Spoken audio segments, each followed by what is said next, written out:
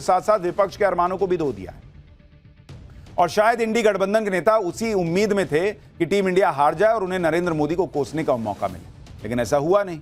अब team India की जीत पर कांग्रेस ने चुप्पी साध ली। कांग्रेस की तरफ से टीम इंडिया को जीत की बधाई न मिलने पर बीजेपी ने सवाल उठाए। अमित मालवीय ने कहा कि ऐसा लग रहा है कि भारत की जबरदस्त जीत से कांग्रेस और राहुल गांधी को झटका लगा है, ठीक वैसा ही झटका जैसा ऑपरेशन सिंदूर के बाद ये लोग सेना को बधाई नहीं दे पाए थे। अमित मालवीय ने तंज किया कि क्या कांग्रेस मोहसिन नकवी से परमिशन का इंतजार कर रही है। कांग्रेस की चुप्पी पर सवाल उठे तो प्रवक्ता सुप्रिया श्रीनेत ने कहा कि यह मैच उनके लिए मायने ही नहीं रखता। जिस किसी ने भी मैच देखा है वो तो एंटी नेशनल है। सुनिए सुप्रिया श्रीनेत को। Rahul Gandhi didn't want this cup or this match doesn't matter to me. Anybody who watched that match, anybody who's hailing that victory is anti-national. Anybody who's hailing that victory doesn't love this country. The reality is that Pakistan has been the perpetrator of terrorism that has killed 25 of our people in Pahalgam.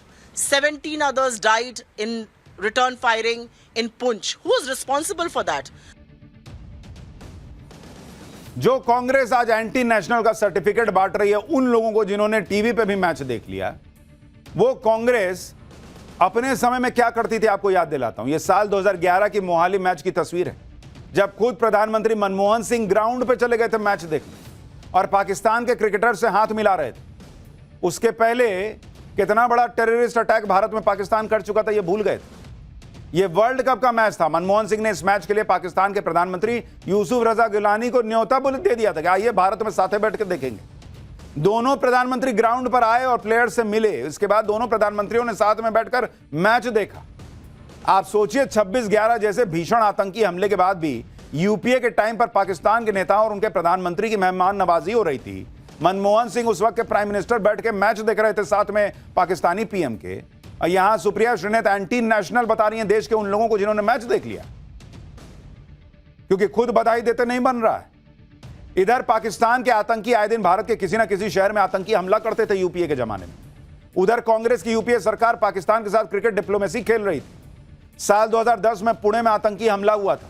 दिसंबर 2010 में वाराणसी में terrorist attack हुआ था। मार्च में मनमोहन सिंह की सरकार पाकिस्तान के PM को न्योता भेज रही थी कि आइए ना साथ में मैच देखेंगे। और तो और इस क्रिकेट डिप्लोमेसी का भी कोई असर नहीं हुआ। उसके बाद उसी साल मुंबई में फिर आतंकी हमला हुआ और दिल्ली हाईकोर्ट में बॉम्ब ब्लास्ट हुआ था। यह एंटी नेशनल का सर्टिफिकेट बांटने निकले। पाकिस्तान के साथ मैच पर सवाल उठाकर कांग्रेस खुद फंस गई। इसके इतिहास की वो गलतियां जो लोग भूल चुके हैं वो फिर सामने आ गई। ऐसा ही केजरीवाल की पार्टी के नेता भी करके फंस गए।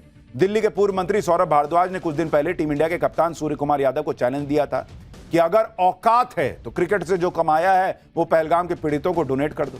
अब एशिया कप जीतने के बाद सूर्य कुमार यादव ने ऐलान कर दिया कि वो अपनी पर्सनल मैच फीस इस पूरे टूर्नामेंट की सेना को समर्पित कर रहे हैं। तो सौरभ भारद्वाज ट्रोल हो गए। सुनिए सौरभ भारद्वाज ने कैसे सूर्य कुमार यादव को चैलेंज दिया था और अब सूर्य कुमार यादव ने उस औकात वाले शब्द का क्या जवाब दिया है। तो औकात का सवाल उठाने वालों को बता दिया गया है किसकी क्या औकात है। खैर एक सवाल यह भी उठ रहा है कि भारतीय टीम ने अभी कुछ दिन पहले तो हाथ मिलाया था मोहसिन नकवी से, अब उससे ट्रॉफी क्यों नहीं ली। जब यह सवाल उठे तो टीम इंडिया के विरोध की वजह भी सामने आई। दरअसल फाइनल मैच से पहले मोहसिन नकवी ने क्रिकेट मैच को युद्ध में बदल दिया। मोहसिन ने मैच से पहले सोशल मीडिया पर एक पोस्टर रीट्वीट किया और इस पोस्टर में पाकिस्तान के क्रिकेटर्स को सेना की वर्दी में दिखाया गया था। उन्हें फाइटर पायलट की तरह दिखाया गया था और इस पोस्ट में फाइनल डे टाइटल के साथ पाक खिलाड़ी सलमान आगा अफरीदी फ्लाइट सूट पहने हुए दिख रहे थे। बताया जा रहा है कि इस पोस्टर की वजह से टीम इंडिया ने मोहसिन नकवी का बहिष्कार किया और मोहसिन नकवी भी इतना बेशरम निकला कि वो ट्रॉफी अपने साथ ले गया। क्योंकि तुम सिर्फ पीसीबी के चीफ नहीं थे बॉस, तुम एसीसी एशिया कप जो हो रहा है उसके भी चीफ थे और तुम ये कर रहे हो, ये नौटंकी। और उसके बाद भारत पे आरोप लगा रहे हो कि भारत जो है वो खेल में सियासत घुसा रहा। और ये क्या तमाशा चल रहा था। इसलिए भारतीय टीम ने उस मोहसिन नकवी से जो है 10 दिन बाद ट्रॉफी नहीं ली, क्योंकि उसकी हरकतें ऐसी थी। और यहां लोग कह रहे कि 15 दिन पहले तो हाथ मिला रहे थे, अब ले लेते ट्रॉफी हाथ से तो क्या हो जाता, ये हो जाता बॉस। हालांकि आखिर में मैं ये भी कहूंगा कि मुझे लगता है कि भारत को क्रिकेट पाकिस्तान के साथ खेलना नहीं चाहिए। पाकिस्तान से जब भारत मैच खेल रहा था तब इसको लेकर सवाल उठाना ठीक नहीं था, क्योंकि टीम के मनोबल पर असर पड़ता।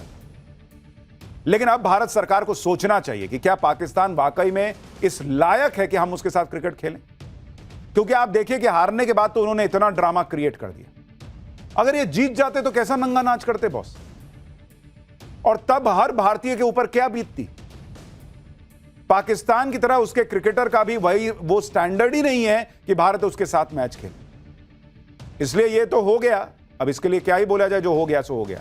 लेकिन अब भारत को ये स्टैंड लेना चाहिए कि हम इनके साथ नहीं खेलेंगे। ये दो कौड़ी का देश है, ये जहां खेलिएगा ऐसे ही करते रहेंगे। और आप कितनी बार, क्रिकेट है भाई, ऊपर नीचे हो सकता है, आप भी कभी हार जाएंगे। और सोचिए उसके बाद ये जो भरे बैठे हैं ये तो तमाशा कर देंगे। इसलिए ना खेलिए इनके साथ, यही बेहतर है।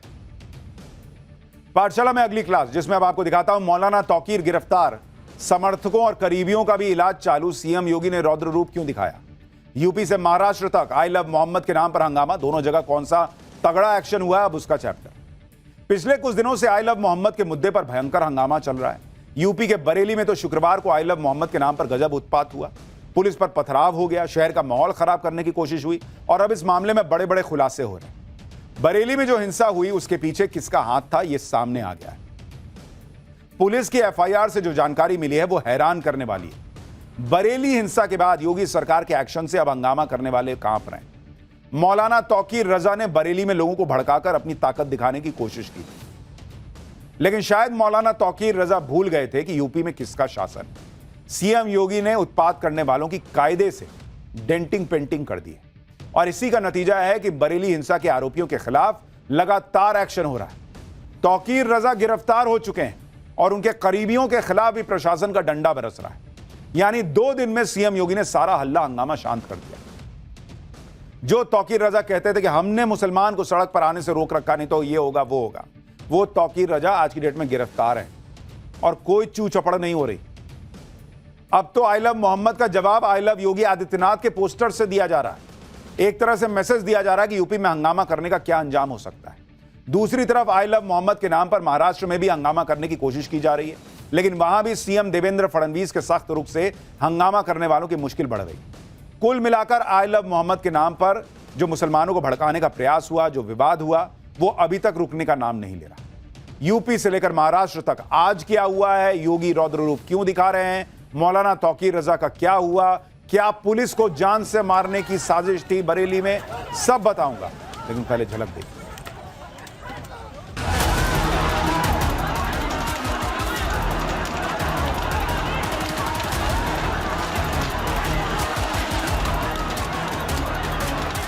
तो मौलाना भूल गया कि शासन किसका है। कभी कभी बुरी आदतें जाती नहीं लोगों की, उनकी डेंटिंग पेंटिंग करवानी पड़ती है कायदे से।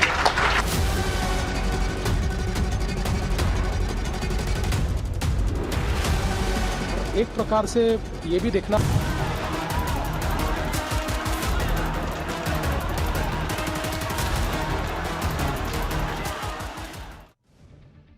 शुक्रवार यानी 26 सितंबर को बरेली में आई लव मोहम्मद के नाम पर जमकर बवाल हुआ था। बरेली में सैकड़ों लोग आई लव मोहम्मद के नारे लगाते हुए जमा हो गए थे।